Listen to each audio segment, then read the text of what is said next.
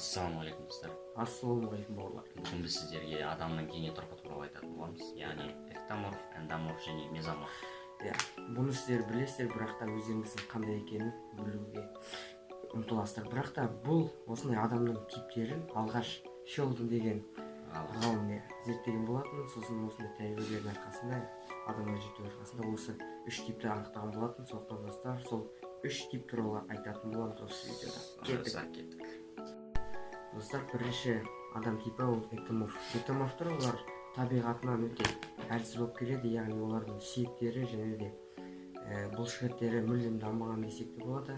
Және де олардың ас қорытуы өте тез жүреді, сондықтан да олардың метаболизм тез болғандықтан олар арық болып келеді. Және де олардың жүректері әлсіз, яғни тез шашақ болады. Одан кейінгісі олардың еттері артқа қарай орналасқан, сосын еттері артқа қарай орналасқан, одан кейін басы кішкентай. Басы кішкентай деп қой, аз қайда кетті.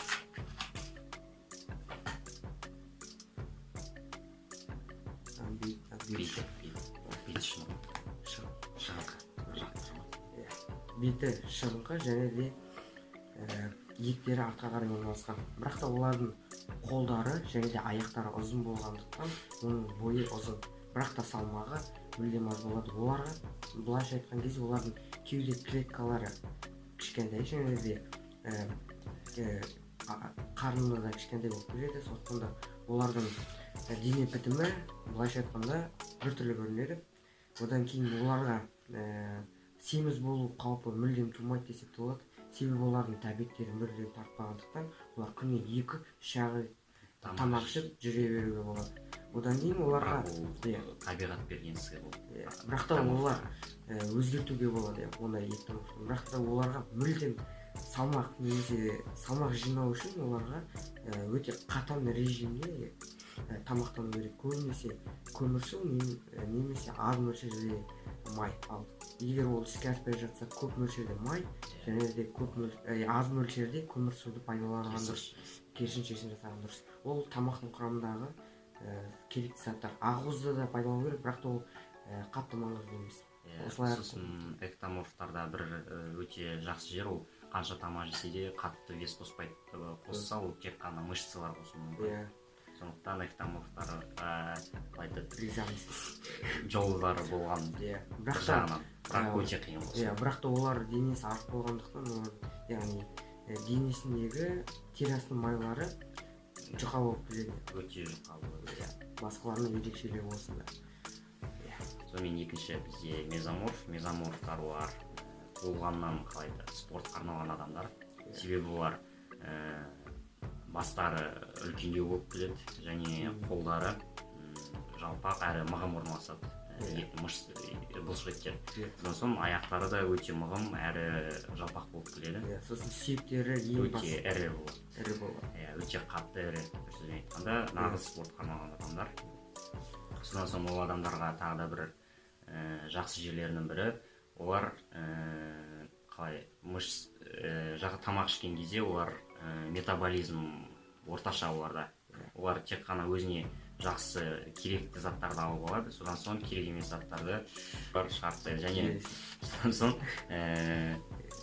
тағы эктоморфтардың тағы бір өте жақсы жерлерінің бірі, олар тамақ ішкен кезде негізінен ақуыздар мен белоктарды көп жеу керек. Май жеудің қатты керегі жоқ, себебі май жесең, онда мезоморфтар не қылады? Май неғып кетуі мүмкін. Бұлшықетті май басып кетуі мүмкін. Сосын олар күніне 30-40% көмірсу және де 20-30% май, одан 50-40% ақуыз болу керек тамағының рационында.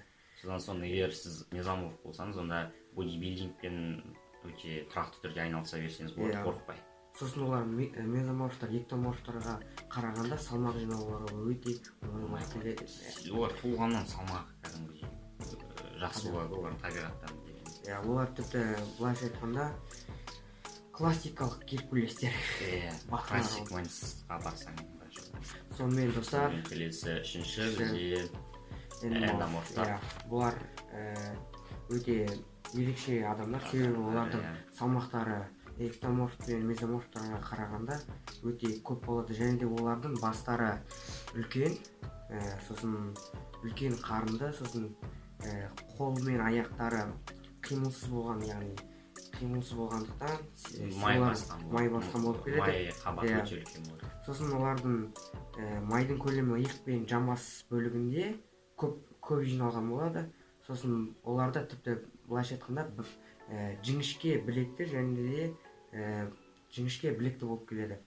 Одан кейін олардың арықтауына келетін болсақ, олар арықтау үшін белгілі бір диеталарға отыру керек. Олар тіпті қателесіп, егер аш қалам десең де, тіпті аш қалса да олар эктоморфқа, тіпті мезоморфқа да жете алмайды. Олардың табиғаты сондай.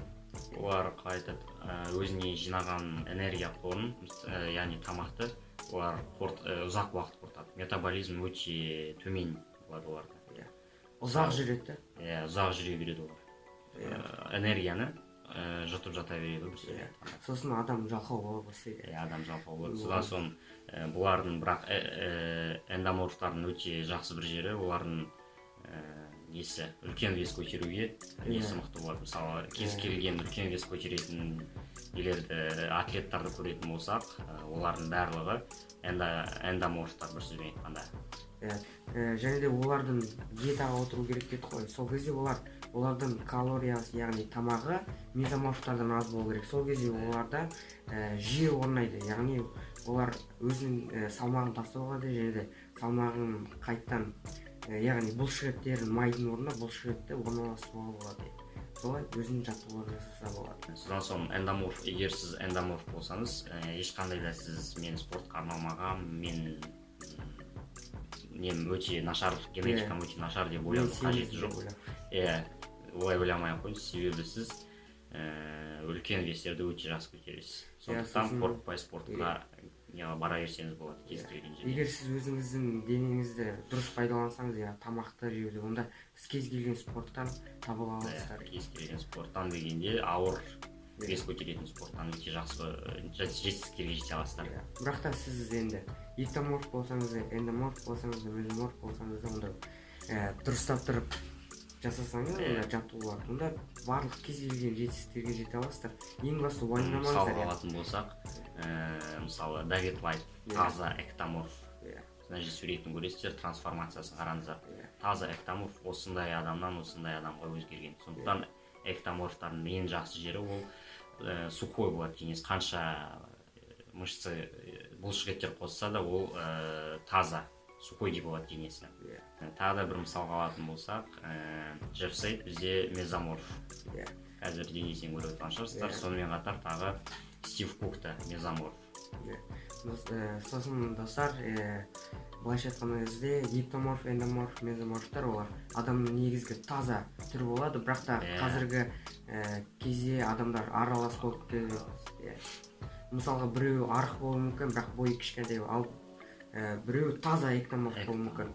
Ал бойы кішкентай, бірақ та денесі арық, солай аралас болады.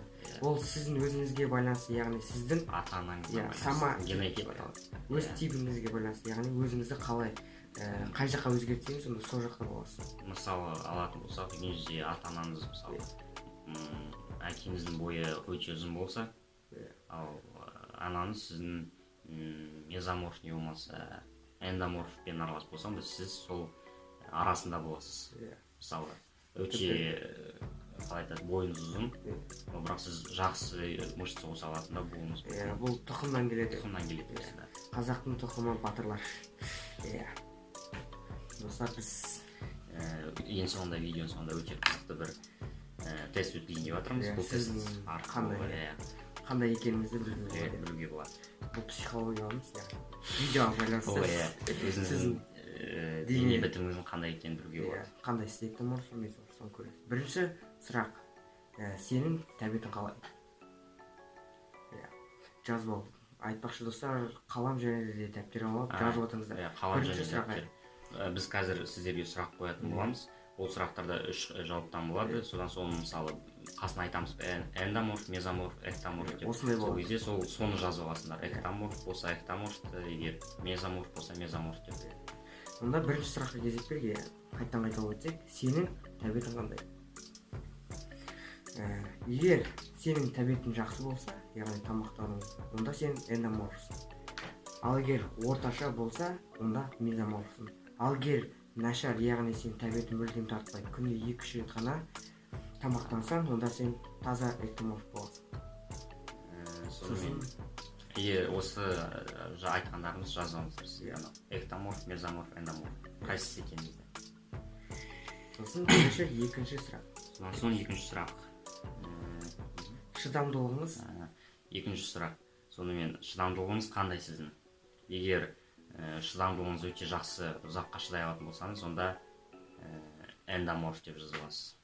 Егер сіздің шыдамдылығыңыз орташа болатын болса, онда сіз мезоморф деп жазыласыз. Ал егер сіздің шыдамдылығыңыз өте нашар, тез шаршап қалатын болсаңыз, онда сіз эктоморф деп жазыласыз. Яғни сіз әлсіз болсыз. Үшінші сұрақ. Үшінші сұрақта сіздің метаболизміңіз қандай? Яғни сізде ағзаңыздағы зат алмасу процесі қалай өтеді? Яғни бірінші, егер сізде өте тез болса, онда сіз эктоморфсыз. Ал егер орташа болса, мезоморфсыз. Ал егер ол баяу жүрсе, эндоморф боласыз. Айтпақшы достар, зат алмасу процесі дегеніміз ол сіздің ағзаңыздың асқазанында қорытуы тағамды. Содан соң төртінші сұрақ, сенің дене тұрқың қандай?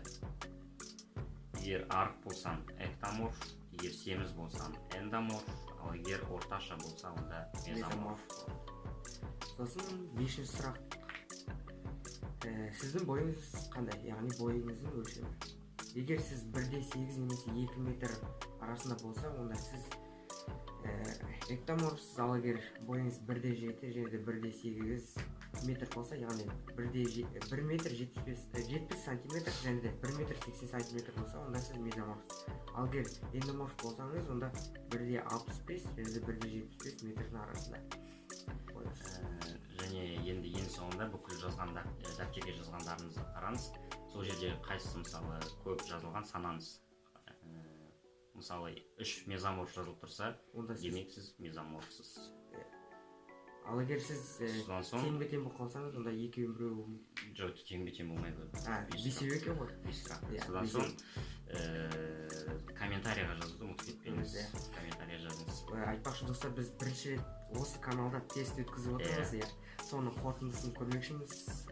Қалай болады екен? Бізге өте қызық болады. Сіздерге де қызық болады. Видеомыз аяқтаймыз. Каналға тіркеліп, лайк басып, комментарий жазып.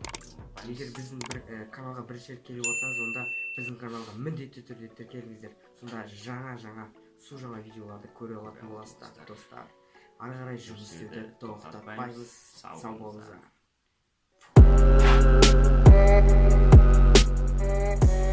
Сонысымен достар, видеомыз аяқталды. Егер біздің видеомыз сіздерге ұнаса, онда біздің инстаграмға тіркеліп тұрсаңыздар, бүкіл сілтемелер төменде болады.